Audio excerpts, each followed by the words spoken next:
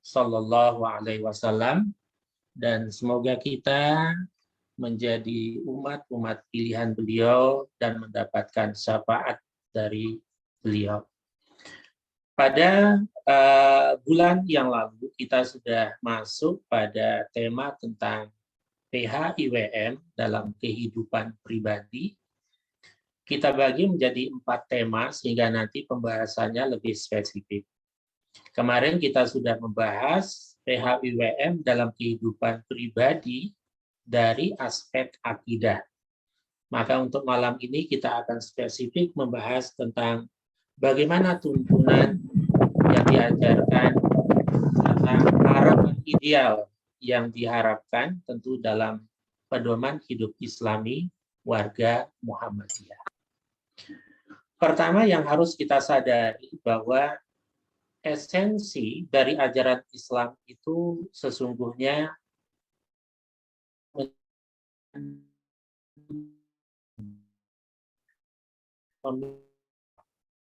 baik akhlak yang sifatnya vertikal pada saja akan mulai dari titik nol, yaitu akhlak kepada diri sendiri, pada semesta.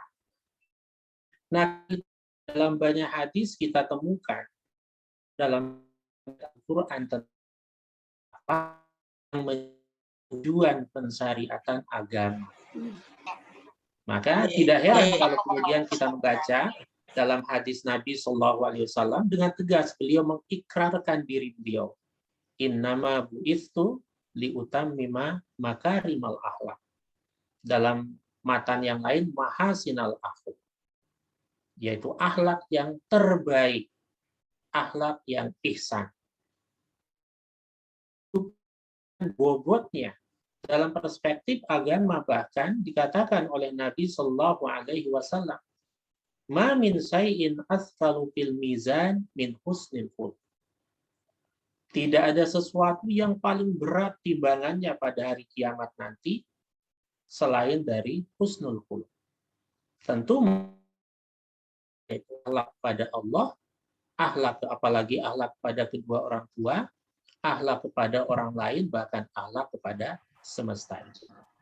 Nah, karena itulah kami di Majelis Tarjih Pimpinan Pusat Muhammadiyah, salah satu hal yang menjadi tuntutan saat ini adalah bagaimana kami bisa merealisasikan satu risalah Islamiyah yang komprehensif. Yang di antara risalah Islamiyah itu ada pembahasan secara rinci terkait dengan akhlak. Dan kami sudah memulai pada Munas Tarjih ke-31 yang lalu, dan kami sudah menyusun akhlak filosofisnya. Nah, tinggal nanti akan disusun kembali untuk akhlak secara aplikatif.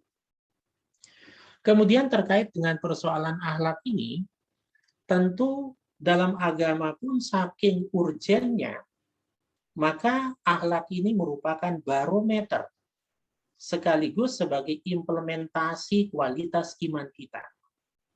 Maka seolah-olah dengan bahasa yang paling sederhana, kalau kita ingin mengetahui kualitas iman kita, salah satunya adalah sejauh mana moralitas, akhlak, atau apapun istilahnya yang menunjukkan kepribadian yang mulia itu.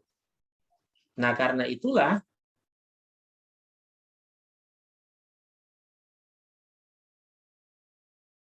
bagi barometer kualitas iman. Terutama hadis-hadis yang diawali dengan kalimat man kana yu'minu billahi wal yaumil akhir. Nah, nanti di belakangnya itu beragam varian disebutkan oleh Nabi. Barang siapa yang benar-benar beriman kepada Allah dan hari akhir, maka ada falyakul khairon aw liyasmut. Falyukrim jarahu, muliakan tetangga. Falyukrim, muliakan tamu, dan sebagainya. Oleh karena itulah kemudian secara implementatif pun juga Nabi Shallallahu Alaihi Wasallam menegaskan bahwa identitas seorang Muslim yang berkepribadian sesuai dengan hadir didambakan oleh banyak orang. Orang yang kehadirannya itu kemudian juga mendapatkan apresiasi dari banyak orang. Dan kehadirannya itu pula juga memberikan ketentraman bagi banyak orang. Maka dalam hadis dikatakan, al-muslimu man salimal muslimuna min lisani wa yadihi. Orang Islam yang sesungguhnya itu adalah orang yang kehadirannya itu memberikan keselamatan, kenyamanan, ketentraman kepada siapapun, baik dengan perkataannya maupun dengan tindakan. Nah, karena itulah kemudian dalam matan PHIWM terkait dengan akhlak ini ada 4 matan yang perlu kita pahami bersama. Dan saya coba menginterpretasikan sesuai dengan kemampuan maksimal yang saya miliki.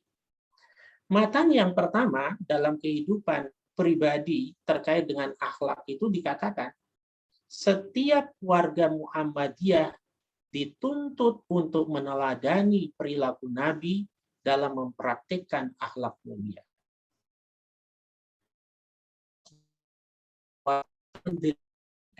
Telah mengikrarkan dan telah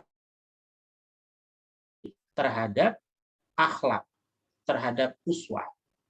Bahkan dengan tegas Allah berfirman, wa innaka la'ala khuluqin azim. Nah, begitu pula dalam Al-Ahzab, dengan tegas Allah menjadikan Nabi itu sebagai tauladan yang ideal. Laqad kana lakum fi Rasulillahi uswatun hasanah. Maka dalam matan itu dikatakan, maka setiap warga persyarikatan itu harus meneladani paling tidak 4 sifat wajib yang dimiliki oleh Nabi Shallallahu Alaihi Wasallam. Sidiknya, amanahnya, tabliknya, dan fatonahnya. Tetapi apa makna substantif dari 4 pribadi ini, 4 sifat ini? Terkadang kita seringkali memahami secara atomistik. Sidik itu sekedar kejujuran. Amanah itu hanya sekedar menyampaikan sesuatu yang menjadi tugasnya. Fatonah itu hanya sebagai kecerdasan yang bersifat intelektual. Maka saya coba mengurai 4 hal ini dari berbagai perspektif. Ternyata sifat sidik yang dimiliki oleh Nabi itu tidak sekedar bermakna jujur dalam berucap dan bertindak. Itu yang sidik atau sifat sidik itu adalah pribadi yang berintegritas. Kita gampang menemukan orang cerdas. Kita mudah menemukan orang yang baik. Posisi yang sangat sulit dan bahkan membutuhkan sebuah proses yang panjang. Orang dikatakan berintegritas itu berarti pribadi yang utuh antara ucapan, tindakan, perilaku, dan lain sebagainya. Maka itulah makna dari sidik itu, adalah pribadi yang berintegritas. Kemudian hal lain dari sidik itu adalah tampil elegan tanpa pencitraan. Artinya, apa yang terlihat dari pribadi kita itu, dari keseharian kita itu, itulah yang kita tampilkan. Itulah eksistensi diri kita. Maka orang itu dikatakan sidik, yaitu tampil apa adanya, dengan segala kekurangan dan kelebihan yang dia miliki. Maka kalau orang sidik semacam ini bertemu dengan orang sidik yang lain, maka dia akan take and give. Maka direspon untuk ditambahi, untuk diberikan masukan. Kalau dia memiliki kelebihan, maka kelebihannya itu ditransformasikan dan untuk orang lain. Nah, itulah tampil elegan tanpa pencitraan. Maka kalau kita tampil elegan, kita itu bisa mendapatkan respon sesuai dengan kebutuhan kita. Tapi kalau yang kita tampilkan itu adalah topeng dalam tanda kutip, orang sekali untuk bisa memberikan masukan. Apakah kita memiliki kekurangan atau kelebihan? Kalau itu kekurangan, kira-kira apa yang kita dapatkan dari orang lain? Kalau kita memiliki kelebihan, kira-kira apa yang kita bisa berikan kepada orang lain? Itu sidik. Kemudian sidik juga bisa berarti tidak berbohong, baik dalam merespon ataupun menciptakan. Nah, sekarang kita pada posisi dua itu, bisa menjadi produsen hoax atau bisa menjadi korban hoax. Dua-duanya tidak mengenakan. Nggak ada yang ingin menjadi produsen hoax ataupun menjadi korban hoax. Nah, orang yang sidik itu adalah pribadi yang ketika merespon sesuatu yang memang hoax itu, maka yang ada adalah tabayun. Karena itulah spirit yang diajarkan oleh Allah Subhanahu wa taala. In ja'akum fasiqun binaba'in fatabayyan. Check and recheck. Nah, kemudian baru yang kelima, makna sidik itu menepati janji. Nah, artinya mungkin dari 5 atau bahkan lebih makna sidik itu, mungkin yang paling sering kita ingat itu sidik dalam pengertian jujur. Ya kan? Kita ceramah, kita kultum, ketika menyampaikan sifat Nabi sidik, mesti yang satu itu, maknanya jujur. Padahal sidik tidak sekedar jujur, tapi berintegritas, tampil elegan, tidak suka hoax, dan selalu menepati janji. Nah, kemudian yang harus dani dari pribadi Nabi itu dalam aspek akhlaknya adalah amanah. Apa makna amanah itu? Kalau kita gali makna amanah dalam perspektif Al-Quran dan Sunnah Nabi, pertama, tidak mengkhianati janji. Itu makna dari amanah. Orang yang selalu memegang. Tidak mengkhianati sumpah jabatan. Kalau dia misalnya sebagai pejabat pada level apapun. Tertinggi presiden misalnya, ataupun pada level profesi dalam kehidupan aktivis dan berbagai aspek kehidupan kita, termasuk juga di dalam mengelola kaum, amal usaha Muhammadiyah dan Aisyah. Kemudian yang ketiga adalah bebas KKN. Nah, ini poin yang terakhir akan saya sampaikan karena memiliki korelasi dengan matan yang keempat terkait dengan akhlak dalam kehidupan pribadi. Kemudian amanah itu juga memiliki makna bertanggung. Apa yang dia lakukan, maka dia bertanggung jawab terhadap konsekuensi. Kemudian yang terakhir, memiliki makna ahliyah. Memiliki keahlian. Maka sesuatu itu yang menjadi amanahnya, maka dia berusaha, berupaya untuk memenuhi apa yang menjadi tuntutan dari profesi yang diberikan atau yang diamanahkan kepada dirinya. Nah, itulah sifat amanah.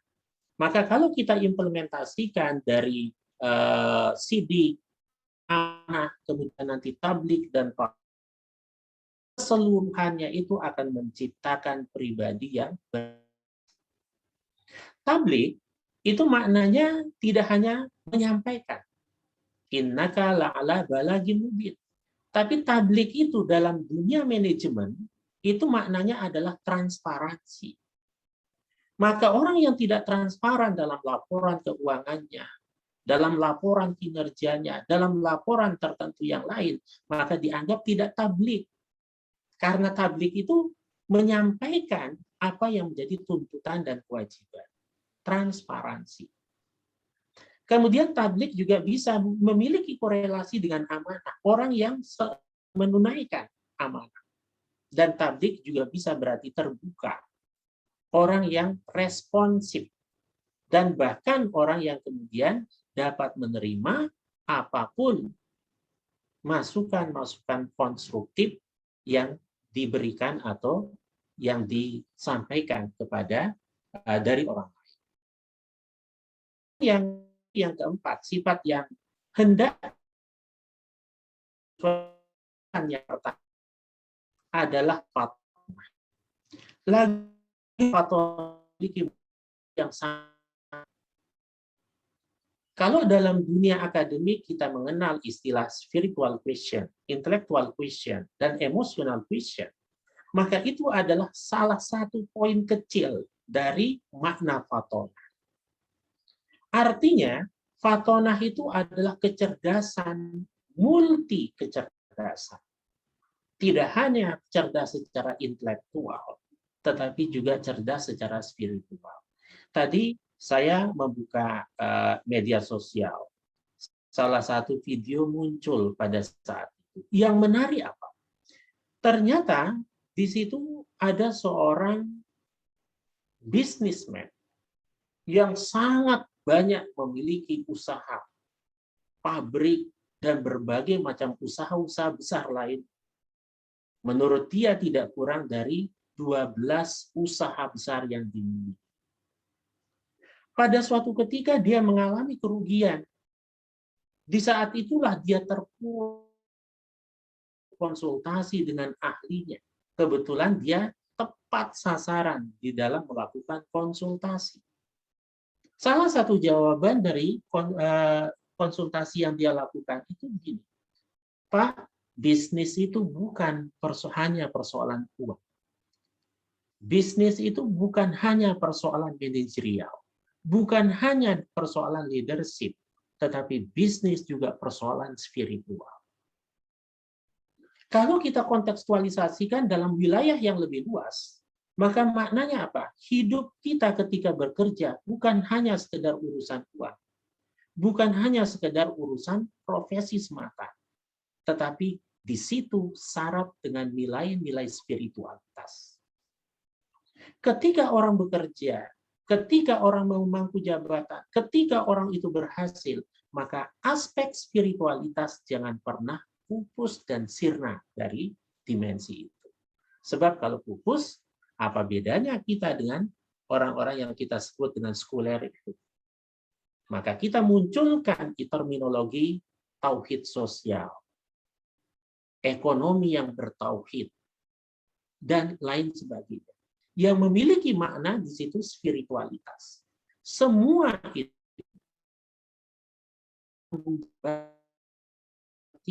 kepada Allah Subhanahu wa Ta'ala. Kemudian fatonah juga memiliki makna visioner. Ini yang jarang sekali diungkap. Karena orang terjebak dalam satu makna yang saya katakan sebagai pemahaman atomistik. Jadi fatonah itu artinya visioner, orang yang berpikir jauh ke depan. Target-targetnya itu terukur. Nah, sehingga orang fatonah itu cerdas secara emosional, cerdas secara spiritual, cerdas secara intelektual, maka dia memiliki visi jauh ke depan. Tidak hanya ukuran sehari, 2 hari, seminggu, 2 minggu. Bahkan visionernya seorang itu akhirat. Kemudian fatonah juga memiliki makna memiliki perencanaan yang matang. Saya tertarik dengan ungkapan Allah yarham Pak Malik Fajar. Beliau dan itu selalu terngiang dalam benak saya. Almarhum mengatakan salah dalam memanage sama dengan memanage kesalahan. Sangat filosofis itu. Salah dalam memanage sama dengan memanage kesalahan. Maka orang yang memiliki manajemen yang bagus itu selalu memiliki perencanaan. Dalam teori manajemen ini seringkali diungkapkan catat apa yang dan artinya semua terstruktur, bukan letupan-letupan sesaat yang bisa jadi kemudian berubah seketika. Nah, maka fatonah itu adalah perencana yang ulung. Kemudian fatonah itu juga memiliki makna kalkulasi yang akurat. Segala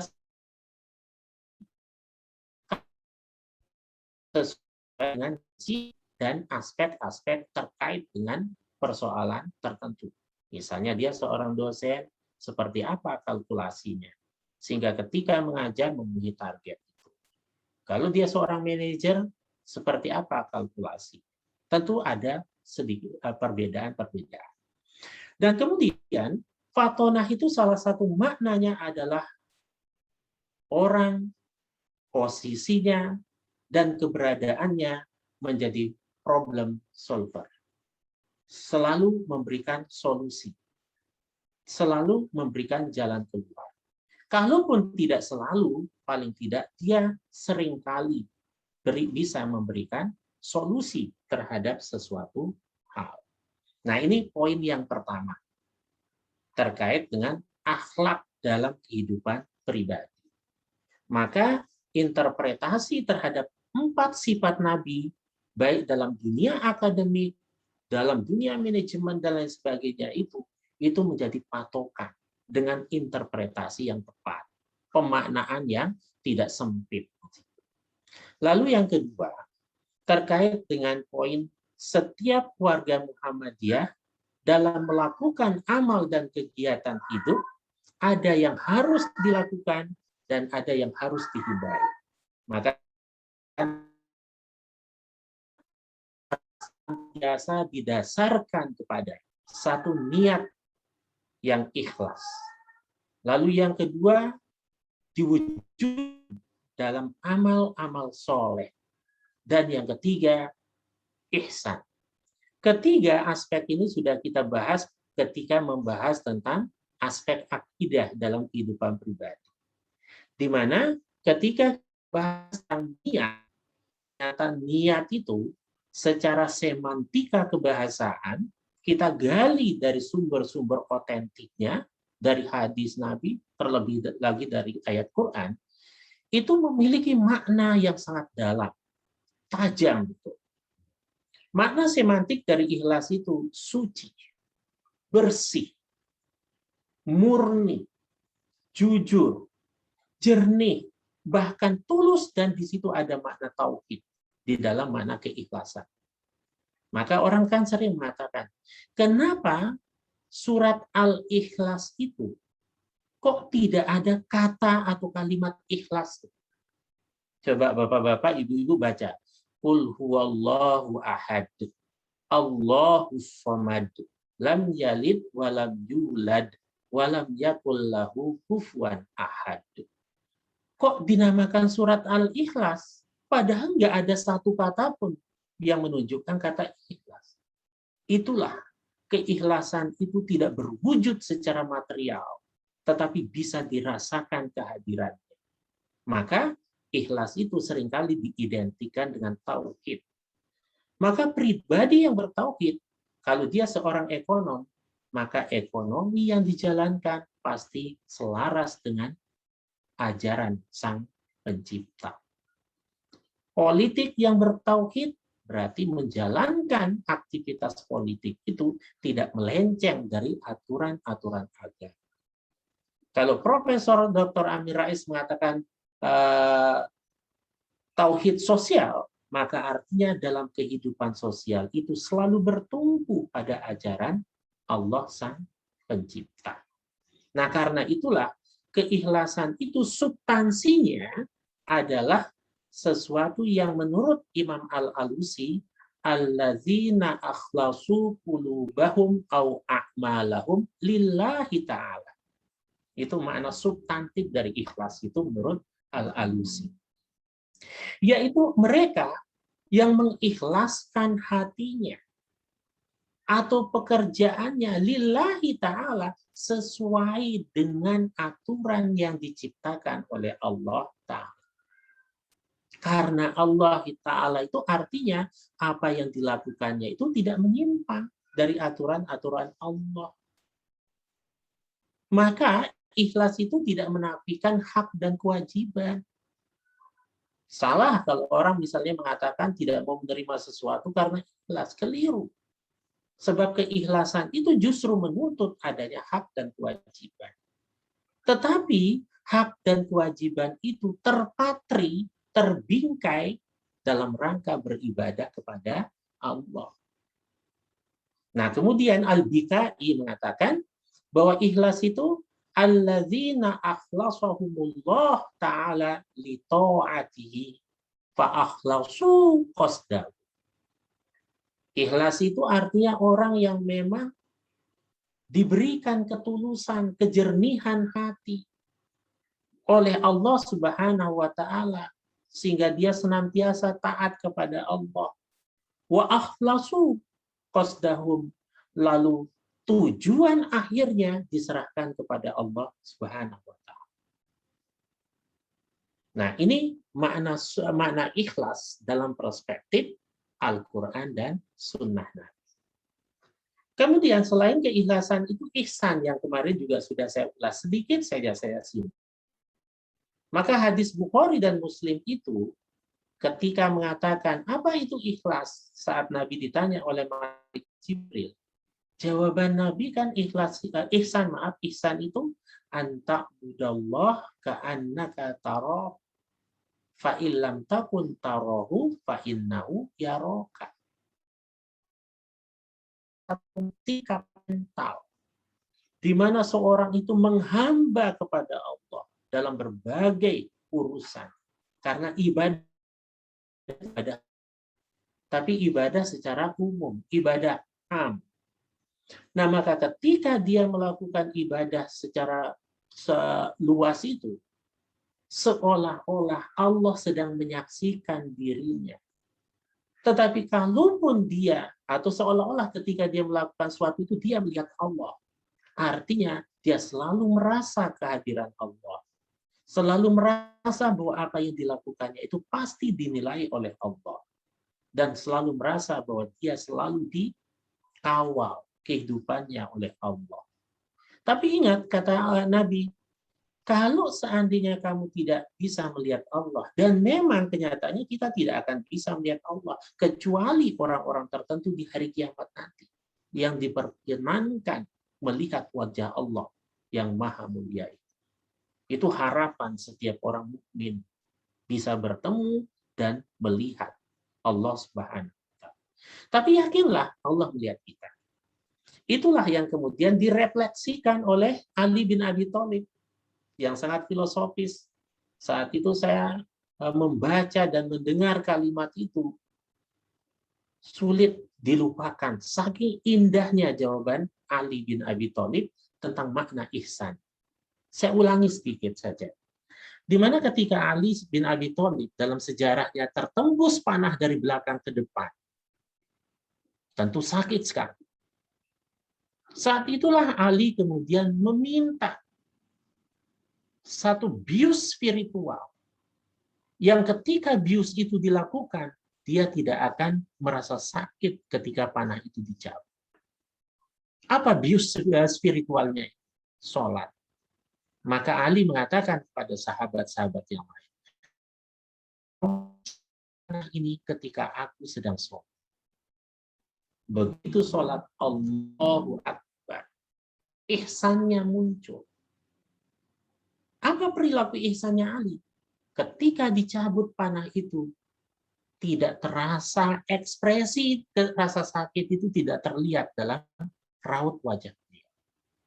Yang membuat para sahabat itu terheran-heran sehingga menyampaikan satu pertanyaan yang menurut kita seolah-olah pertanyaan itu iseng.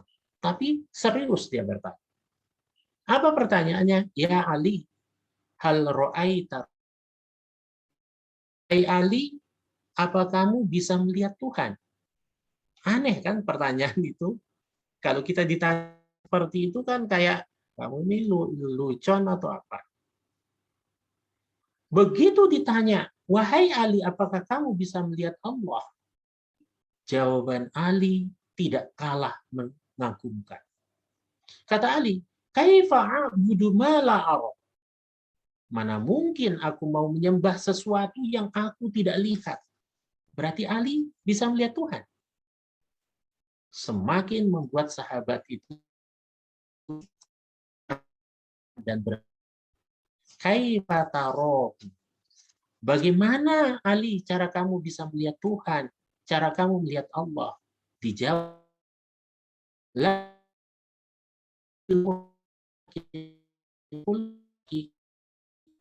Allah dengan mata kepala, tapi Allah akan hati yang dipenuhi oleh iman. Itulah ihsannya seorang Ali. Saya tidak sanggup seihsannya Ali. Jangankan seihsannya Ali, seihsannya siapa Bu Rektor atau yang lain belum sanggup saya. terus belajar bagaimana menjadi pribadi-pribadi yang kenikmatan Muhammadiyah dalam melakukan amal dan kegiatan hidup hendaknya menjauhkan diri dari perilaku riya, sombong, israf, fasad, fahsya, mungkar. 6. Ini kalau kita tafsirkan, kita jelas, maaf Bu Rektor, 2-3 kali pertemuan nggak cukup bicara tentang aspek itu. Tapi sedikit sampaikan. Apa yang kita harus hindari itu? Satu, riya. Pertanyaan besarnya adalah, apa sih esensi dari riya? Itu tidak identik dengan terlihat orang. Karena itu saya pernah dulu atau beberapa waktu yang lalu membuat status di media sosial terkait dengan riya. Ternyata saat ini kita membutuhkan orang-orang riya dalam tanda kutip, tapi riya itu artinya menyampaikan sesuatu, kebaikan kita sebarkan kepada orang lain. Kalau dalam dunia ini yaitu iklan. Kalau Unisa tidak mau riya dan ini apa? Expose kelebihan, mengekspos program positifnya sehingga dikenal banyak orang. Apa itu riya? Tidak selalu maknanya riya. Karena esensi dari riya itu adalah di sini, hati hahuna. Kalau orang menang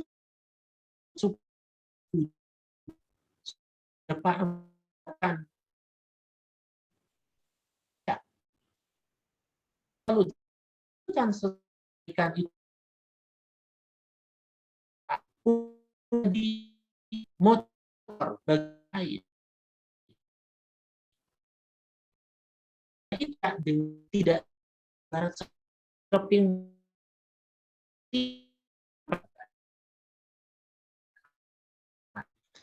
kan mengatakan sulit. Justru sebaliknya kita mendapatkan pahala sesuai dengan hadis Nabi, man sanna sunnatan hasanatan falahu ajruha. Barang siapa yang membuat kreativitas kebaikan diikuti oleh orang lain, maka dia mendapatkan kebaikan dari apa yang dilakukan dan sejumlah orang yang mengikuti itu tanpa mengurangi pahala orang yang mengikuti. Begitu juga dengan keburukan. Lalu yang kedua adalah perilaku sombong. Ketika bicara kesombongan itu tidak sekedar keangkuhan, tetapi Nabi SAW memberikan definisi jelas. Apa kata Nabi? Al-kibar. Nah, kesombongan itu adalah olah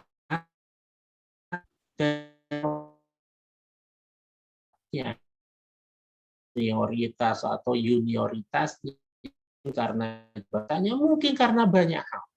Nah, ketika orang memiliki sikap batrul hak, menolak kebenaran, dia telah terjangkiti oleh sifat sombong. Kemudian yang kedua, waghamtun nas, meremehkan orang lain.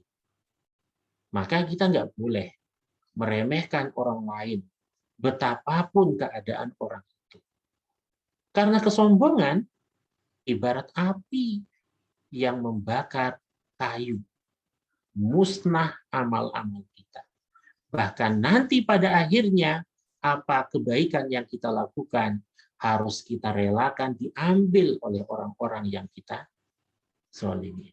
Itulah hakikat dari muflis yang diajarkan oleh Nabi. Kebangkrutan yang sesungguhnya. Investasi pahala kita banyak, tetapi sebaliknya kita memiliki investasi kezaliman pada banyak orang. Nanti itu akan diambil.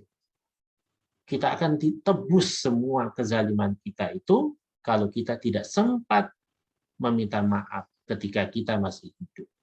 Maka tidak salah Tidak keliru ketika ada ulama mengatakan ternyata kesalahan kepada orang itu lebih berat dibandingkan kesalahan kepada Allah. Dalam arti, kalau kita salah kepada Allah, kita bisa bertafakur, kita bisa bertaubat, kita bisa beristighfar, langsung tanpa perantara.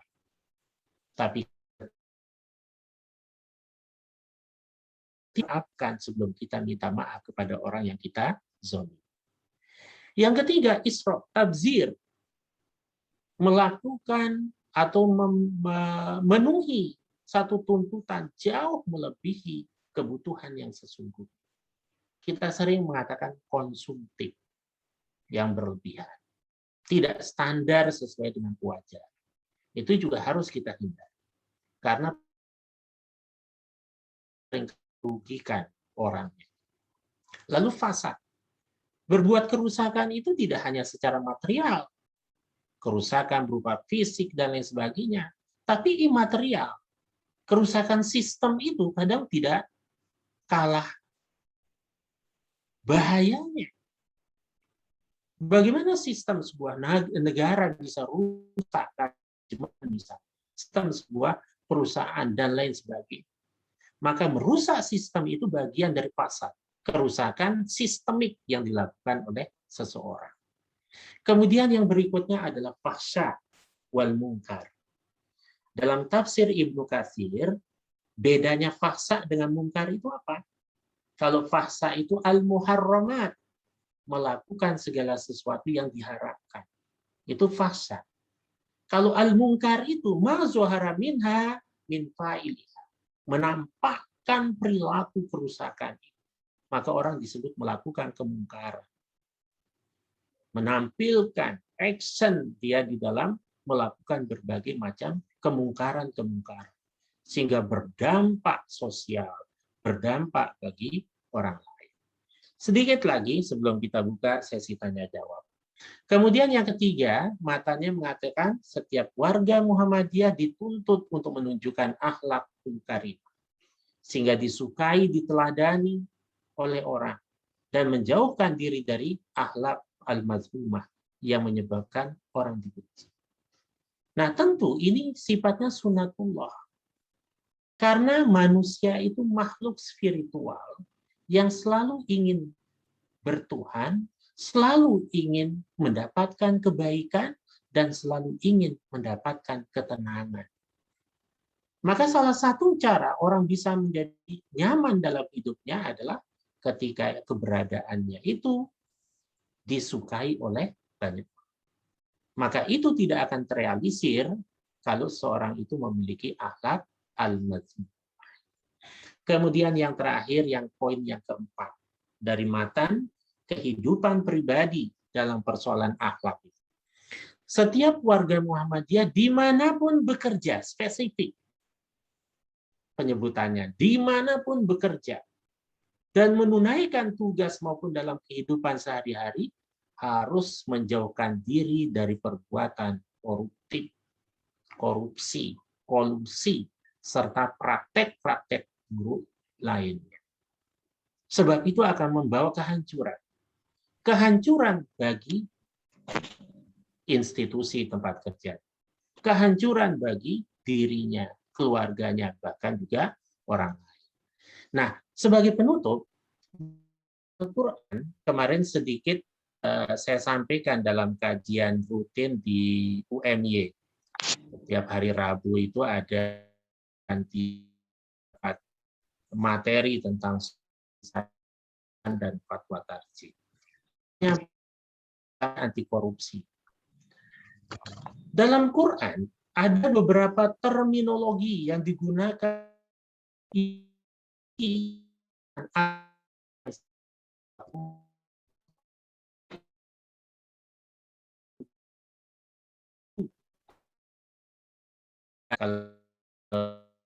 gratifikasi dan lain sebelum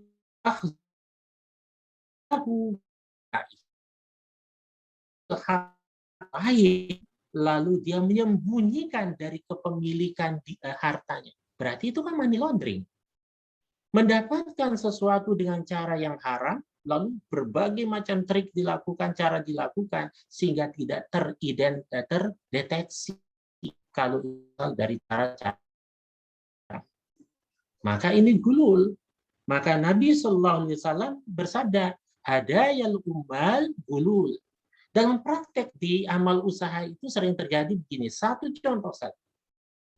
Seorang ya secara umum lah, karyawan atau apapun istilahnya, tugasnya pengadaan barang.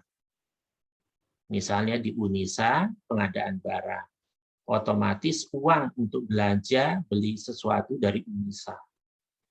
Dari tempat pembelian itu, artinya langganannya itu, karena dia sudah sering beli, otomatis kan nanti diberikan nota. Yang barang itu awalnya harganya Rp10.000. Tapi karena dia sering belanja di situ, di nota ditulis Rp5.000. Lalu Rp5.000-nya masuk kantong. Itu gulul. Karena bukan menjadi hak dirinya. Apalagi banyak terjadi. Misalnya ketika belanja sesuatu dengan harga tertentu lalu minta, Pak, tolong dikasih nominal sekian. Dan gulul itu tidak hanya bagi pejabat-pejabat teras di lingkungan kekuasaan, tapi kita pun berpotensi melakukan. Lalu yang kedua adalah riswah, suap menyuap dalam berbagai aspek. Padahal Nabi bersabda, ar-rasi wal murtasi finnar. Orang yang menyogok dan yang menerima sogokan sama-sama neraka. Lalu makna yang tidak kalah lagi dalam di situ al-khianah. Penyelewengan di situ. Penyelewengan jabatan, penyelewengan tugas, penyelewengan macam-macam bisa terjadi. Apalagi penyelewengan yang bersifat benda. Maka ketika bicara tentang riswah, khianah, gulul itu, rata-rata itu la'ana. Allah melaknat atau Nabi melaknat. Itu bahasa-bahasa yang digunakan. Nah, kemudian yang yang melakukan korupsi itu menggosok hak orang lain. Mengambil dengan cara batil. Cara yang tidak halal. Ingat ketika cara yang tidak halal itu kita belanjakan untuk makan anak, istri kita, suami, anak, dan istri kita, keluarga kita. Hakikatnya kita sudah makan mereka makanan bara api neraka. Fi butunihim naro. Di dalam perut-perut mereka itu bara api neraka. Kalau mereka tidak tahu, tentu mereka tidak berdosa. Tapi kitanya itu sudah memberikan barang haram dan memasukkan barang haram ke tubuh keluarga kita. Wajar kalau kemudian ibadah kita, bahkan doa kita tidak diterima. Kan terkenal hadisnya, seorang pemuda yang lusuh, kotor, kemudian berdoa, ya Rob, tapi tidak diterima doanya. Kenapa? Ya karena wa malbasahu haram, pakaian yang digunakan sumbernya haram. Wa mat'amahu haram, makanannya haram. Dan begitu seterusnya. Fa'anna yustajabulah. Maka mana mungkin Allah menerima doa. Kemudian sirqah. Bahkan itu termasuk pencurian kerah putih. Ya, sehingga harus tuntutannya lebih berat. Tapi ketika pelaku koruptif itu kemudian justru mendapatkan kesempatan remisi, pemotongan hukuman, maka wajar kalau kemudian akan semakin banyak para koruptor. Kemudian ada namanya ittihab.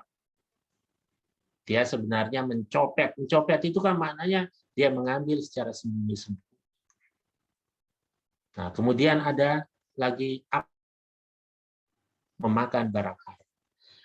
Bapak-bapak, ibu-ibu, dan segenap hadirin yang saya hormati, rahimakumullah. Jadi sederhananya begini, bahwa PHIWM dalam kehidupan pribadi terkait dengan akhlak, ternyata akhlak itu tidak hanya korelasinya dengan orang lain, tetapi yang pertama adalah akhlak kepada diri kita sendiri, kemudian akhlak kita kepada orang lain, alam semesta, dan tidak kalah pentingnya lagi akhlak kita kepada Allah Subhanahu wa taala, dan itulah esensi dari ajaran agama kita. Semoga yang sedikit ini bisa menjadi pengantar untuk tanya jawab dan diskusi kita. Dengan semangat kita sama-sama belajar, kita bersama-sama menjadi pencari kebenaran, dan saya bukan sumber kebenaran. Karena itu silakan kita saling tanya jawab, hal yang kurang silakan dilengkapi, dan tentu saya sangat berterima kasih dengan model seperti itu. Terima kasih, saya kembalikan ke Ustaz Edi. Baik, terima kasih Ustaz. Bapak Ibu silakan dapat mengajukan pertanyaan secara langsung atau juga melalui room chat. Di sini sudah ada satu pertanyaan. Ustaz, mohon izin saya membacakan. Ini pertanyaan dari Ibu Ismarwati. Assalamualaikum Ustaz. Tadi dijelaskan terkait ihsan, menghamba kepada Allah. Bagaimana upaya agar bisa khusyuk dalam sholat? Terkait amanah dalam menerima tugas, kadang merasa tidak mampu secara fisik dan keahlian, upaya yang dilakukan menolak atau tetap dijalankan. Terima kasih Ustaz. Ya. Satu-satu dulu. Satu-satu nggih. Ya, terima kasih atas pertanyaannya. Yang pertama begini, sejauh pemahaman kiat kita untuk bisa meraih kehusuan dalam sholat, sekalipun level kehusuan kita bukan khusyuknya Nabi, jangankan Nabi, khusyuknya Ali saja, saya yakin 100% yang hadir saat ini tidak sanggup. Kalau nggak percaya, besok silakan janjian dengan saya, sholat di Masjid Unisa. Begitu sholat, saya bawa jarum saat tusuk dari belakang. Kira-kira gimana ekspresinya? Sakitan atau tetap semakin khusyuk? Itu Ali. Tetapi ada kehusuan standar yang bisa dimiliki oleh siapapun. Maka ketika ingin meraih kehusuan, pertama adalah al-ilm. Harus ilmu dulu. Orang itu akan mantap melaksanakan ibadah sholat, ibadah haji, atau ibadah lain ketika tahu ilmunya. Orang akan maksimal menjalankan puasa kalau dia paham fiqh siyam. Itulah pentingnya kita belajar tentang fikih itu. Fikih dalam pengertian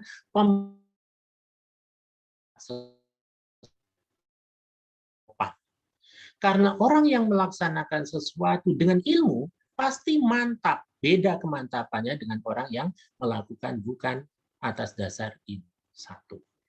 Lalu yang kedua, Robiatul Adawiyah itu menjelaskan kehusuan orang awam itu ketika dia memang menjalankan ibadah sholat itu penuh dengan niat dan ketulusan, lalu dia takbir Allahu Akbar. Ketika dia takbir, maka di situ ada tuntunannya. Sebisa mungkin kita lihat arah tempat kita sujud. Itu meminimalisir berbagai potensi yang menyebabkan ketidakhusyuan. Jangan lihat depan. Nanti ketika sholat terlalu lihat depan, ada orang pakai baju. Bajunya kaos dagadu. Akhirnya ketika sholat yang dibaca itu, jangan lihat aku sudah punya istri. Karena bajunya pakai baju kaos bertulisan terbaca. Atau misalnya lihat ke atas, cecak, ternyata cecaknya lagi kawin, malah khusyuknya hilang, malah lihat cecak yang sedang kawin. Jadi harus lihat ke tempat sujud. Kemudian yang ketiga, kita coba berusaha mengerti apa yang kita baca.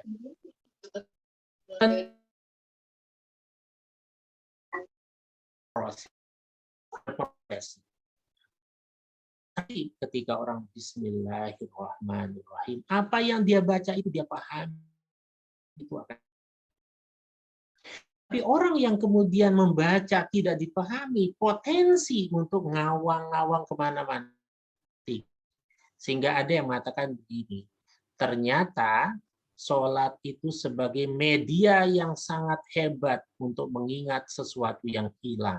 Itu yang orang nggak khusyuk. Allahu Akbar, rakaat pertama mungkin khusyuk, rakaat kedua, dompet saya di mana ya? Atau kuncinya di mana? Tadi saya baca WA-nya udah ditutup belum? Jadi macam-macam yang maka membaca. Jadi ilmu harus dipahami. Kemudian kaifiahnya itu kita ikuti tafaul bi fi'liyatir rasul. Mengikuti tata cara Nabi termasuk dalam hal bagaimana pandangan kita pada saat sholat. Nah, kemudian yang berikutnya adalah berusaha memahami bacaan dalam sholat kita. Insya Allah relatif lebih khusyuk dibandingkan dengan sebaliknya tadi. Sekalipun level kehusukannya tidak selevel Ali, apalagi. Kemudian yang kedua terkait dengan amanah yang diberikan. Orang ketika pasti ada plus minusnya. Pasti ada plus minus. Tetapi orang ketika menilai kita, beda perspektifnya. Kadang kita sendiri menganggap sesuatu yang kita miliki itu wajar, biasa-biasa saja. Tetapi oleh orang yang membutuhkan, apa yang kita miliki itulah yang dibutuhkan. Nah, sehingga tolok ukurnya itu menjadi relatif. Karena relativitasnya itu, semangatnya adalah terus menjadi pribadi pembelajar. Membuka diri terhadap respon masukan yang konstruktif. Itu caranya. Nah, sehingga itu bertanya apa yang tidak diketahui. Nah, karena itulah sesungguhnya dalam satu institusi itu bersifat kolegial. Tidak selalu kemudian kita menutup diri atau mengekang atau membatasi. Nah, itu sikap. Nah, kalau memang betul kali tidak yang kita sampaikan. Nah, karena itulah di situ dalam satu hadis dikatakan ketika Nabi Shallallahu Alaihi Wasallam bersabda tentang kerusakan itu ya, di mana Nabi Shallallahu Alaihi Wasallam dalam satu hadisnya kan mengatakan iza usnidal amru ila gairi ahlihi fantaziris sa'ah. Nah, itu. Nah, sehingga semua hal itu perlu didialogkan, perlu kemudian kita terus menjadi pribadi pembelajar, terbuka untuk mendapatkan masukan. Dan yang tidak kalah pentingnya itu adalah kita harus selalu merasa satu tubuh yang saling membutuhkan, satu tubuh yang kemudian saling merespon secara positif, bukan secara negatif. Saya kira itu. Selebihnya, tentu masing-masing orang yang tahu tentang potensi dan kemampuannya itu. Tapi yang prinsip dasar dalam agama, al-ahliyah, keahlian, profesionalitas itu menjadi satu hal yang sangat penting. Tapi bagaimana menuju pada profesional itu, tentu ada tahapan, ada proses. Kalau kita ingin menerima dan menjalani proses itu, kita bisa berubah dari tidak tahu menjadi tahu dan seterusnya. Saya kira begitu. Baik, terima kasih Ustaz, dan mudah-mudahan jadi jawaban cukup jelas tadi sehingga kita bisa mengambil poin-poin pentingnya. Kemudian pertanyaan kedua dari Ibu Dwi Ernawati. Assalamualaikum Pak, ingin bertanya. Tadi disebutkan bahwa berbuat salah dengan orang lain itu lebih berat, Pak. Misal, dalam bersosial kan kadang ada orang yang peka dan ada orang yang nggak peka. Bagi orang yang nggak peka, kadang menyakiti orang lain. Ingatkan tidak mau juga, tetap nggak sadar juga bahwa dia sedang melakukan kesalahan. Nah, yang ingin saya tanyakan, kan harus amal ma'ruf. Kalau kita sudah bosan memberitahu, akhirnya kita cuek saja. Itu hukumnya dalam Islam pripun, Pak? Apakah kewajiban kita sebagai sesama muslim sudah gugur karena kita sudah menasehati? Demikian, Ustaz. Yang spirit yang diajarkan oleh Allah ad-dinun nasihah. Agama itu adalah nasihat. Agama itu isinya adalah nasihat. Wali rasulihi wali a'immatil muslimin wa ammatihim. Baik nasihat dalam kita ya atau ya bah secara maka nasihat itu adalah jati diri agama. Satu. Kemudian yang kedua, amar ma'ruf nahi mungkar itu juga dalam hadis Nabi dikatakan begini, faktor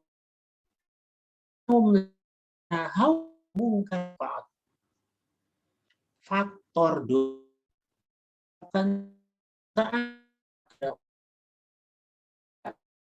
amat. Nah, prinsipnya prinsip yang dipasang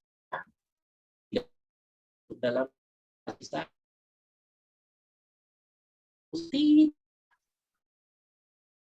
ibadah personal itu juga urusan orang lain.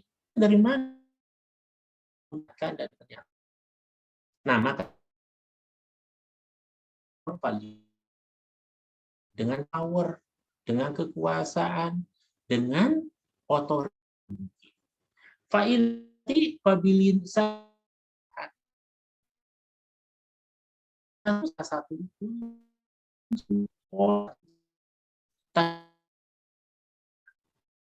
karena ada tiga fa'ilam yastati pabil.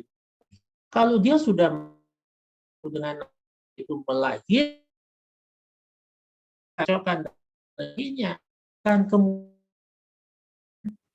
tapi doa tapi menegakkan amar ma'ruf. Kita punya kemampuan dia tanpa menyebut orang kan kita bisa disiplin. Nah itu banyak cara jadi bisa. Nah kalau semua kita lakukan baro'atu zimmah maka kita sudah tapi bukan berarti ya sudah nggak mau lagi ya, bukan gitu. Kenapa? Karena doa silahul mukmin. Doa mukul ibadah. Hanya mukmin mampu menjadikan sesuatu yang mustahil menjadi bisa, impossible menjadi possible. Sesuatu yang mungkin menurut orang lain susah bisa mudah. Itulah pentingnya di samping berdoa itu husnuzon kita dalam berdoa itu penting. Saya kira itu jawaban saya. Matur nuwun. Oke, sama-sama Ustaz. Berarti bisa kan Ustaz kita mengatakan saya sudah berserah diri loh, saya sudah pasrah loh ya, saya sudah memberitahukan semuanya loh. Itu berarti berhenti ya Ustaz ya kalau begitu ya. Ya, itu berarti tidak menerapkan hadis tadi itu. Padahal kalau sudah segala hal kita lakukan kita itu tidak memiliki otoritas jadi pasti baik. Tugas kita itu hanya menyampaikan. Nabi sendiri disampaikan oleh Allah. Wahai Muhammad, innaka la'ala balagim mubin.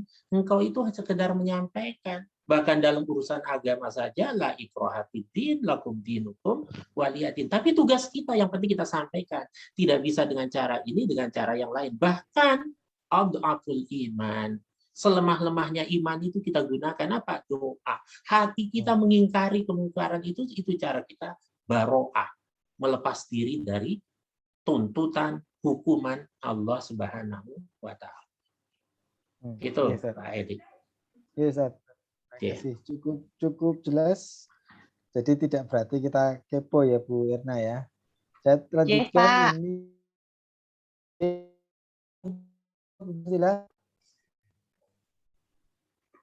Halo. Waalaikumsalam. Monggo, Edi. monggo Bu. Ya, makasih Ustadz. Nggih, Terima kasih ya sama-sama. waktunya dan pengisiannya. Yang pertama Ustadz tadi, saya lihat materi akidah malah pada pembentukan kepribadian dalam implementasi ini memang yang terbanyak memang di akhlak ini ya. Jadi mungkin tadi yang disampaikan Ustadz tadi kalau memang kurang dalam, saya kira untuk pertemuan tema akhlak ini. Kemudian yang kedua, mendapatkan sebuah kajian, kemudian kita merenung, kemudian kita bermuhasabah, begitu ya. Tentunya harapan kita untuk semuanya harus kita lakukan itu nantinya akan menjadi ukuran juga. Kita akan mengukur dengan sebuah kuesioner ya. Ada beberapa kuesioner, namun ada beberapa teman-teman kita juga menilai kuesioner kita ini belum berbobot, belum terukur, belum ini ya. Kita kan memang nggak mudah ya mengukur akhlak ini ya dalam bentuk-bentuk kuesioner. Nah, tentunya hal yang seperti ini kami berharap ke seluruh teman-teman dosen tendik ini bisa menyikapi apa yang menjadi harapan dari bagaimana mengintegrasikan atau melakukan PHIWK dalam konteks kurikulum yang kita buat dalam kajian ini begitu. Sehingga bagaimana kita tidak istilahnya dari pimpinan itu juga tidak sering ngomong, tidak sering banyak mengajak ngelengke, istilahnya ngelengke itu Ustaz nggak tahu ya, mengingatkan. Seolah tadi. Ya, udah bahasa Jawa ya, mengingatkan begitu ya. Ini masa aturannya begini, ini tata tertibnya begini. Oh ini loh harus dilakukan. Nah, itu kan termasuk juga ya bagian-bagian akhlak yang harus kita sadari bahwa kalau membuat orang itu jengkel, istilahnya mengingatkan terus itu kan juga nggak nyaman ya, termasuk mungkin ya termasuk di dalam era pandemi ini ya COVID ini, di dalam tugas tanggung jawab untuk kehadiran, tanggung jawab yang harus diselesaikan, kemudian apa yang menjadi komitmen itu mestinya juga harus dilakukan. Itu nilai-nilai akhlak juga saya kira di dalam menjalankan tugas yang harus dikerjakan. Nah, bagaimana Ustadz ini biar terjaga, terpelihara, kita semua ini yang namanya manusia iman aja naik turun ya. Nah, ini bagaimana juga senantiasa bisa melakukan menjaga ini menjadi sebuah perisai bagi kita di dalam kehidupan ini untuk penyadarannya. Terima kasih Ustadz, mungkin sebagai harapan kami. Oke, matur nuwun Bu. Ya, terima kasih. Memang kita terus untuk saling menguatkan sesuai dengan kapasitas dan kemampuan kita mas. Tapi tadi saya sampaikan bahwa bicara akhlak, hanya akhlak secara filosofisnya, tetapi akhlak secara implementatif. Maka kalau kita melihat PHIWM, saya pernah ditanya begini, ada nggak dari seorang mahasiswi kita, Pak, ada nggak kode etik warga persyarikatan? Matan keyakinan dan PHIWM itu sudah jauh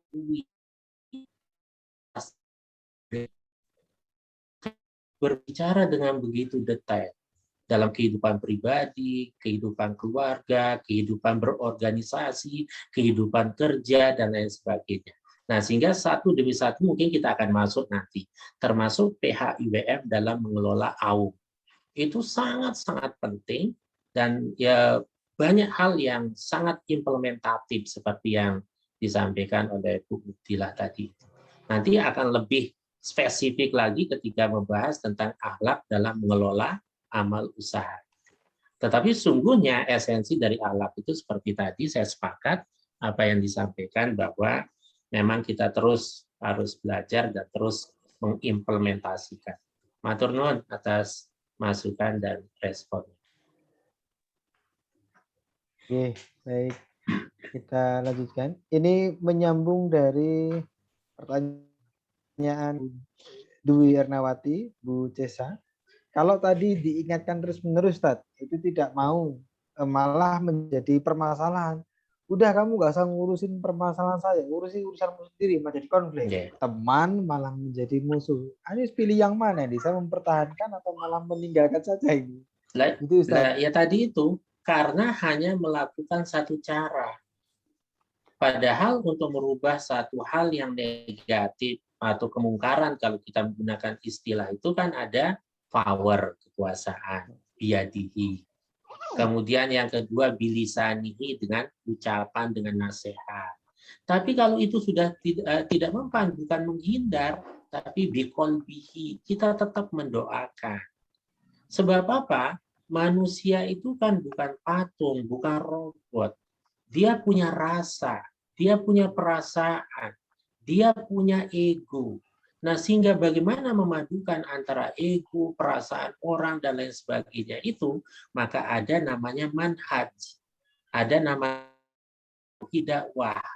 Kadang kita merasa begini, bisa jadi ya, kita merasa sudah menasihati betul, tapi mungkin narasi kita, diksi kita, sesuai nggak dengan apa dia. Ini kita maksudkan untuk melakukan semacam otokritik ya, untuk memperkuat diri kita. Nah, sudah tepatkah itu?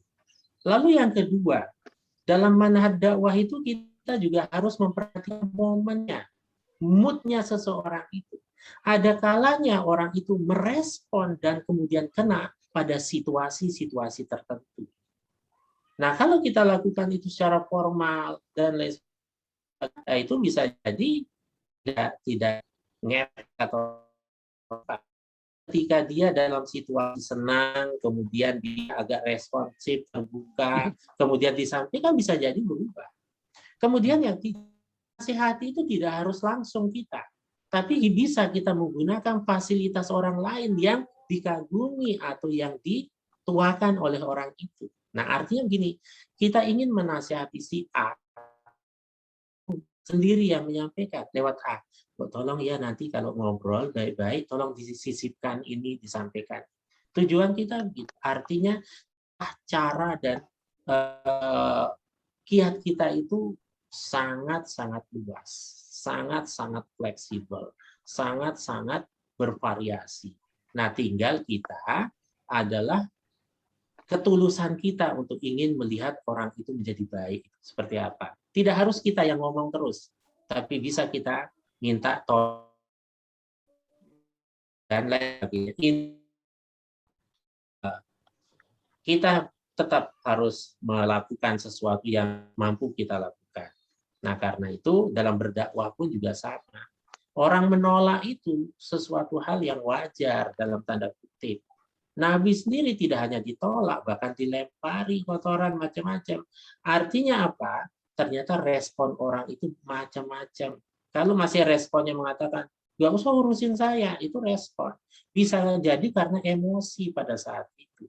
Bisa jadi kita menyampaikan, tapi kita tidak tahu apa yang dialami dalam kehidupan dia. Nah, itu yang dalam dunia kesehatan kan, kalau kita ingin mengobati suatu penyakit, ya kenali betul jenis penyakitnya itu. Nah, sehingga solusinya menjadi tepat. Karena orang itu menjadi begitu bukan karena independensi dia, bukan semata-mata karena dia. Bisa jadi karena kekecewaan terhadap keluarga. Kalau dia seorang istri mungkin kecewa pada suami. Kalau dia suami, begitu seterusnya. Jadi celah itu harus dibuka. Itulah pentingnya sharing. Kemudian yang lain, ini sekedar pengalaman ya. Dalam ilmu sosiologi, kita dikenal namanya in-group dan out-group. Seringkali ketika kita menyampaikan sesuatu, kita memposisikan diri sebagai group, bukan sebagai in. Contoh yang paling kecil begini. Kalau saya bicara dengan Bu Umu misalnya, karena Bu Umu lagi makan sesuatu. Nah, saya bicara dengan Bu Umu misalnya. Saya banyak pertimbangan. Tetapi ketika saya bicara dengan beliau, maka saya mengatakan, Bu, gimana kalau selanjutnya kita? Saya gunakan kata kita. Maka saya terlibat dalam dunianya Bu Umu. Itu yang disebut dengan in-group. Bayangkan kalau saya sebaliknya mengatakan, Bu Umu, jenengan itu begini loh. Kita sudah out-group. Sehingga orang lain itu merasa diceramahi, merasa dinasehati, merasa ya itu. Jadi teori sosiologi itu juga penting di situ. Nah, maka kalau kita ceramah, kita khutbah, hindari kata Anda, kamu sekalian, hindari. Tapi gunakan kata kita. Padahal ingin kita mengatakan, orang itu yang melakukan kesalahan, tapi kita mengatakan, sebaiknya kita cobalah introspeksi. Kita terlibat di situ. Orang lain tidak merasa diajari, orang lain tidak bisa merasa dinasihati. Kenapa? Karena ada kalanya orang lain merasa lebih senior, ada kalanya orang merasa lebih pintar, dan lain sebagainya. Intinya apa? Kalau kita ingin tetap konsisten dalam dunia dakwah, dalam pengertian luas, maka kita selalu berpikir tentang bagaimana itu terus membuka. Saya kira itu tambahan. Nah, jadi aspek sosiologis itu penting. Oke. Baik, terima kasih Ustaz. Berarti tidak pernah berhenti. Kita harus terus saling menasihati dengan berbagai cara ya, tentu dengan cara yang baik. Minimal kan doa. Oke, walaupun itu selemah-lemahnya iman ya Ustaz ya. Tapi daripada tidak sama sekali Ustaz ya. Iya. Ini hal yang selalu harus kita ingat dan kita lakukan terus-menerus supaya kita tidak pernah berhenti saling mengingatkan dan menasihati. Bapak Ibu dirahmati Allah, masih ada waktu 6 menit. Ada barangkali ada yang mau ditanyakan lagi, silakan, atau ingin didiskusikan, atau Bapak Ibu memiliki pendapat yang bisa di-sharekan di forum ini. Izin bertanya Pak Edi. Izin, monggo Ibu, silakan. Ya, Assalamualaikum Ustadz, terima kasih Waalaikumsalam untuk malam hari ini.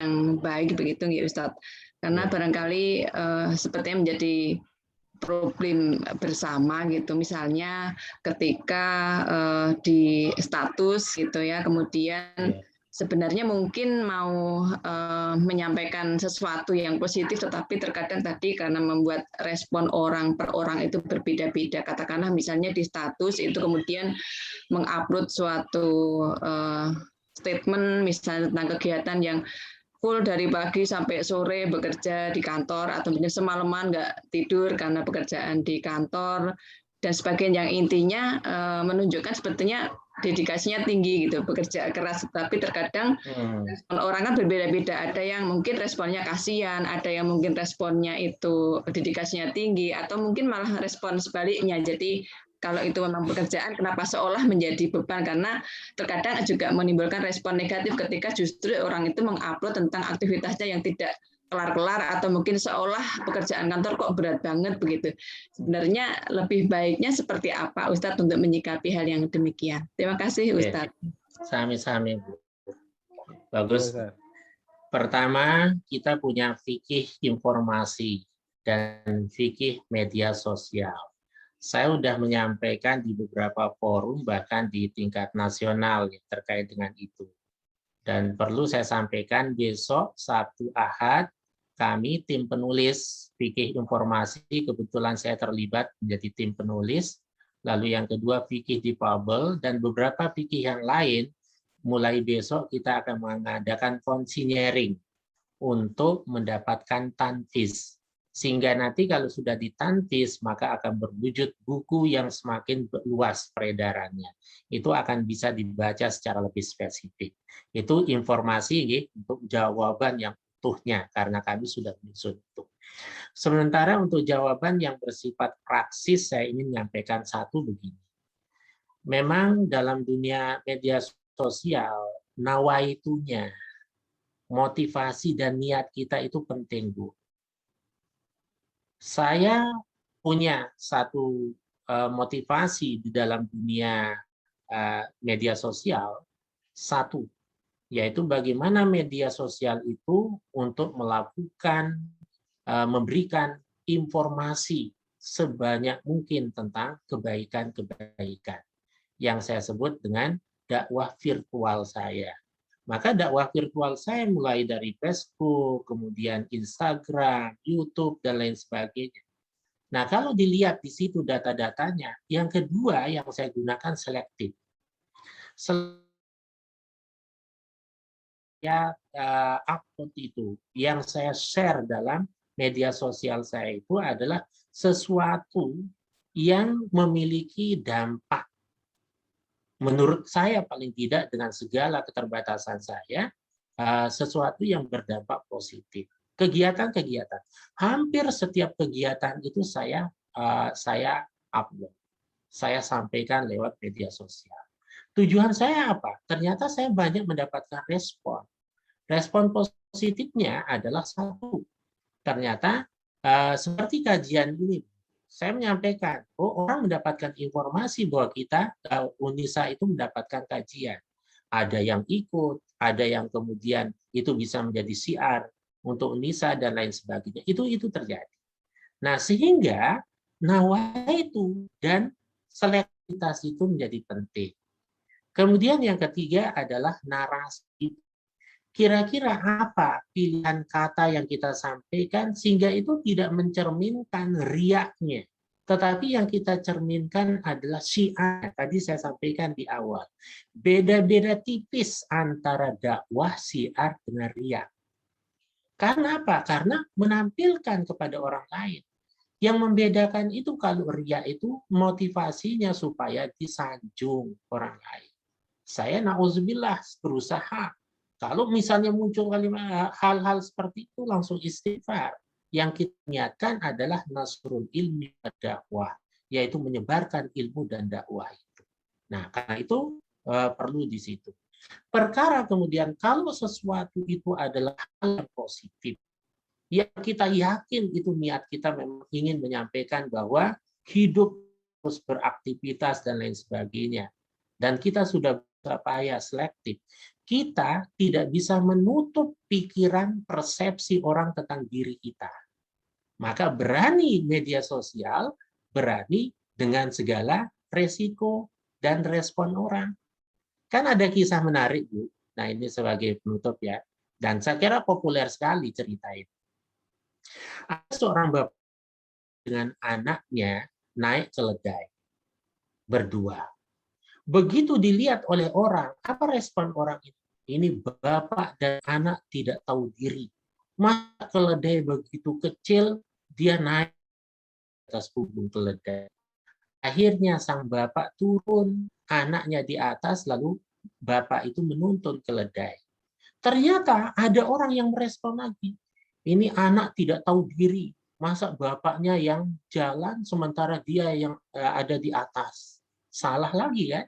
Akhirnya diganti. Anaknya yang menuntun keledai, bapaknya naik jalan. Ketemu orang, dapat respon lagi penilaian. Ini bapaknya nggak tahu diri. Masa dia di atas punggung keledai sementara anaknya jalan kaki menuntun keledai. Karena orang menilai negatif semua, turun dua-duanya. Bapak dan anak menuntun keledai. Ketemu orang, dinilai lagi. Ini bapak sama anak ini nggak punya akal kok. Sudah bawa keledai kok nggak dinaikin. Apa yang kita lakukan, kebaikan apapun yang kita lakukan, kalau orang itu tidak suka, tetap adalah kejelekan. Paham nggih? Maksud saya begini, kalau kita yakin sesuatu yang kita share itu ada manfaatnya, niatnya bukan riya, dan tujuan kita untuk berdakwah menyebarkan kebaikan, sudah selektif, ternyata ada orang yang ngasih begini, terimalah itu sebagai realitas, bahwa orang itu banyak ragamnya. Ya, kan seperti itu, jangan mengharapkan gini, jempol terus. Tapi siap-siap dengan begini. Ya. Nah, kalau udah dapat gini bisa kita nikmati, insya Allah kita akan puas. Asal ingat tujuan kita tadi itu. Dakwah tidak selamanya dan tidak selalu bebas rintangan. Selalu ada rintangan. Jangan harap orang lain selalu berpikir positif tentang diri kita. Sebab kita tidak bisa mengendalikan perasaan orang lain supaya orang lain berbicara menilai kita positif. Tetapi yang kita lakukan adalah lakukan sesuatu yang positif sekalipun kadang orang lain menilai negatif. Saya kira gitu ya Bu. Jangan-jangan nanti terlalu filosofis. Nah, matur nuwun. Terima kasih Ustadz. Sami-sami Bu. Alhamdulillah. Baik. Ini ternyata masih ada satu pertanyaan lagi Ustadz, ini muncul di chat ya Ustadz. Monggo. G. Ini Bu dari Ibu Mamnuah Ustadz, mohon maaf kalau sudah ditanyakan. Mohon dipenjelasan, tandanya kita sudah memaafkan orang lain itu apa saja, baik di hati maupun dalam perilaku.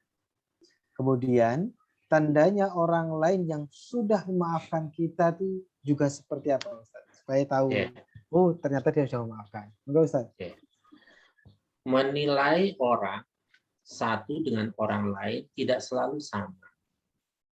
Raut muka memang itu mewujudkan sekian persen dari kepribadian dan isi hati orang.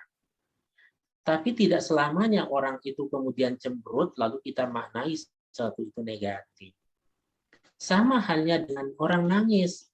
Orang nangis tidak selalu karena sedih. Tapi ada orang nangis karena bahagia, ya kan Bu? Maka tangisan itu ada tangisan kesedihan dan ada tangisan kebahagiaan. Begitu pula dengan senyuman, tidak semua senyuman itu bermakna orang itu suka. Nah, karena itulah yang terpenting buat kita adalah lakukan kebaikan itu. Kalau misalnya orang minta maaf, berikan maaf. Sekalipun kadangkala setan itu khannas, selalu mengintai kelemahan kita. Tadi kita sudah ikhlas, menjadi kurang ikhlas. Tadi kita sudah memaafkan, lalu teringat kata-katanya. Itu manusiawi. Nah, apakah pada saat orang itu teringat, lalu kemudian ada respon dari mimik wajahnya, lalu kita menilai tidak ikhlas memaafkan? Belum tentu, Bu. Karena manusia itu kan punya perasaan, tadi saya katakan, punya perasaan. Yang kadang setiap saat itu selalu terlihat. Saya sering mengatakan begini, dalam hidup kita itu ada dua hal yang paling gampang diingat. Ya, dalam hidup kita. Dua hal yang paling gampang diingat.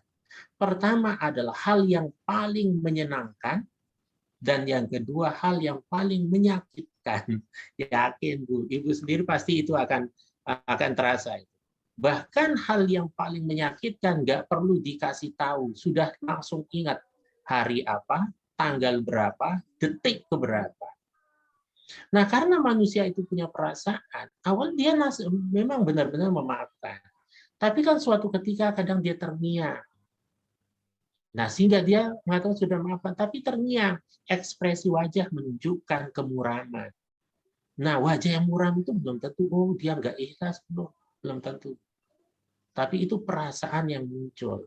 Nah, karena itu yang perlu adalah dalam Quran dikatakan, hampir coba buka Quran. Ada enggak perintah Quran untuk minta maaf? Tapi justru Quran itu rata-rata memberikan maaf. Fa'fu anhum wastaghfir lahum. Apa makna filosofisnya? Minta maaf itu gampang. Tetapi memaafkan itu yang sulit. Karena memaafkan itu yang sulit, maka Quran justru menganjurkan memberi maaf. Satu. Yang kedua, Bu, ketika orang itu tidak memberikan maaf, hakikatnya dia merusak hatinya dan dirinya sendiri. Dia akan selalu merasa dongkol dengan hal-hal seperti itu. Nah, karena itulah justru kalau orang paham betul tentang berbagai hal, maka itu menjadi sesuatu yang perlu dipertimbangkan. Yaitu apa? Yang penting sudah memberikan maaf. Ada kata maaf yang kita dapatkan dari seseorang. Kalau sudah ada kata maaf, mau ikhlas atau tidak itu serahkan kepada Allah. Hidup kita pasti tenang. Tapi kalau sudah berpikir orangnya mengatakan, saya maafkan. Lalu kita berpikir, apa tulus ya dia memaafkan saya? Apa ini? Akhirnya kita terganggu oleh perasaan kita sendiri. Dalam ilmu psikologi, akhirnya dampak psikologisnya itu jadi negatif buat diri kita. Nah, karena itulah kita tidak perlu untuk mendalami apakah orang itu ikhlas atau tidak ikhlas dalam memaafkan. Yang terpenting adalah kita sudah berusaha dengan sungguh-sungguh untuk meminta maafnya. Kemudian ada kata maaf itu yang jadi pegangan.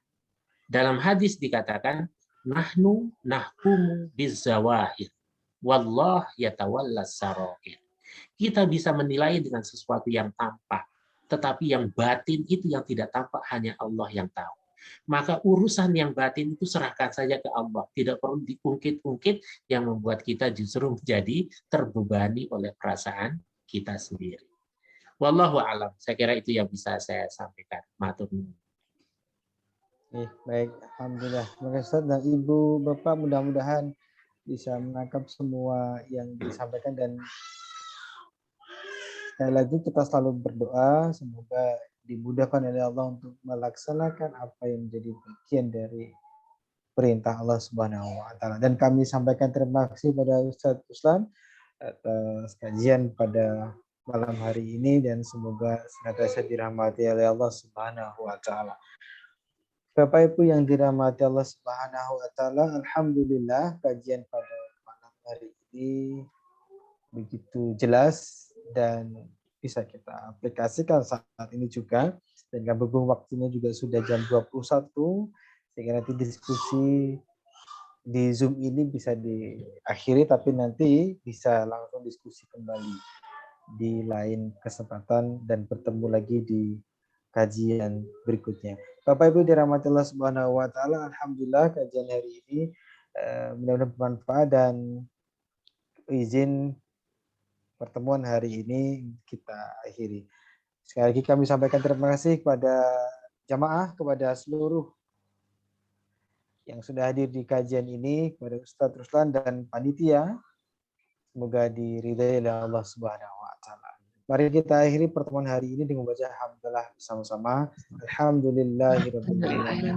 Subhanakallahumma wa bihamdika asyhadu an la ilaha illa anta astaghfiruka wa atubu ilaik.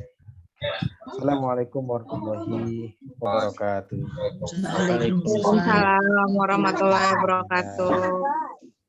Matur nuwun. Sami-sami. Nyun pamit, sugeng istirahat. Saya ada jadwal ronda. Matur nuwun ya, dikirimi linknya. Oke, bersama Ibu. Ustaz Ruslan, syukron kasih Ustaz Ruslan. Pak Edi. Pak Edi, terima kasih banyak Pak Edi. Mantap moderatornya Pak Edi. Kalau membacakan pertanyaan interaktif. Saya izin, Ustaz Ruslan. Syukron Ustaz. Assalamualaikum. Waalaikumsalam warahmatullahi wabarakatuh. Alhamdulillah. Ustaz Ruslan.